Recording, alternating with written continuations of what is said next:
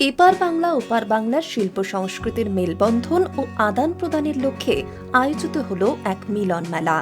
শনিবার নিউটাউন রবীন্দ্রতীর্থে অনুষ্ঠিত হল মিনতি ব্যানার্জি ফাউন্ডেশনের উদ্যোগে বাংলার মুখ।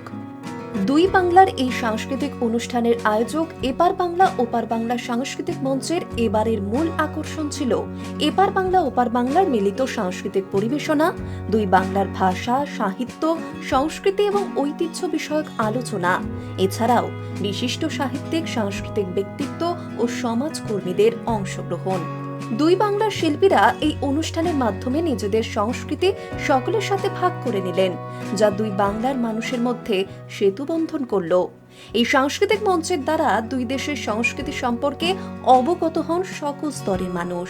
এদিন বাংলার মুখে উপস্থিত দুই বাংলার সাহিত্যিক এবং সাংস্কৃতিক ব্যক্তিত্বরা নিজেদের অভিজ্ঞতা এবং ভাবনা বিনিময় করলেন দর্শকের সামনে।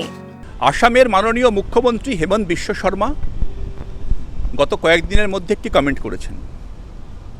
উনি বলছেন যে এই যে ভদ্রলোক যাকে নোটিশ পাঠানো হয়েছে, কমপ্লিট ইলিগাল একটা নোটিশ, তিনি নাকি আসামে কখনো বাস করেছিলেন। ফ্যাক্ট সম্পর্কে উনি জানেন না, উনি শুধু টার্গেট করছেন বাংলাকে। এই ভদ্রলোক এখানে 50 বছরের বেশি সময়ের বাসিন্দা।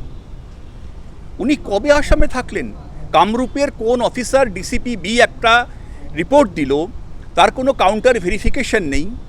সেই রিপোর্টের উপরে ভিত্তি করে মেম্বার ফরেনার্স ট্রাইব্যুনাল নোটিশ পাঠিয়ে দিচ্ছেন পশ্চিমবঙ্গের বাংলাভাষী এক নাগরিককে, এক মানুষকে যে একজন সাধারণ মানুষ।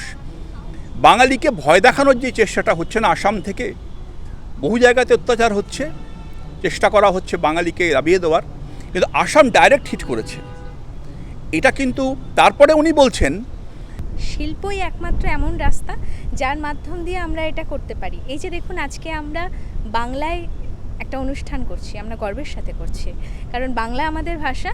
আমরা খুব গর্বিত, আমরা বাঙালি এবং আমরা বাংলায় কথা বলি বলে। তাতে কার কোথায় কোনো অসুবিধা হচ্ছে সেটা আমাদের অসুবিধার বিষয় নয়। আমরা এটাই করব, আমরা এইভাবেই করব এবং আমরা শিল্পের মাধ্যমেই করব।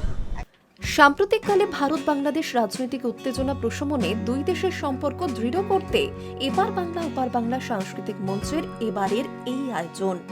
বিহারে যখন বাংলায় কথা বলে টার্গেট হতে হচ্ছে, সেই পরিস্থিতিতেই এই অনুষ্ঠানের উদ্যোক্তা মিনতি ব্যানার্জি ফাউন্ডেশনের বার্তা, তারা বাংলা ও বাঙালির পাশে, শিল্প ও শিল্পীর পাশে। Hi News network.